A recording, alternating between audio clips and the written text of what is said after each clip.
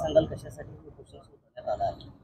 सदरक्षण आहे खरं निग्रह आहे हे ब्रीदवाक्य घेऊन कायदा व सुव्यवस्था रक्षण करणारे पोलीस अधिकारी पोलीस कर्मचारी यांची जर मूलभूत सुविधा पाहिला आपण तर बीड जिल्ह्यातले जे निजामकालीन पोलीस स्टेशन आहेत त्यांची अत्यंत दुरावस्था आहे, ते कालबाह्य झालेले आहेत। गेल्या वर्षी 16 सप्टेंबरला मराठवाडा मुक्ती संग्राम दिनानिमित्त छत्रपती संभाजीनगर या ठिकाणी जी मुख्यमंत्र्यांनी मंत्रिमंडळाची बैठक घेतली होती, त्या बैठकीमध्ये तत्कालीन सांस्कृतिक कार्यमंत्री सुधीर मुनगंटीवार यांनी घोषणा केली होती की मराठवाड्यातील तब्बल 70 निजामकालीन ज्या कालबाह्य इमारती आहेत त्यांच्यासाठी नवीन बांधण्यात येतील। एक वर्ष होऊन गेले या घटनेला। आज आम्ही 17 सप्टेंबर रोजी आज मराठवाडा मुक्ती संग्राम दिनी जिल्हाधिकाऱ्याला आंदोलन करत आहोत, यांना निधी देण्यात यावा।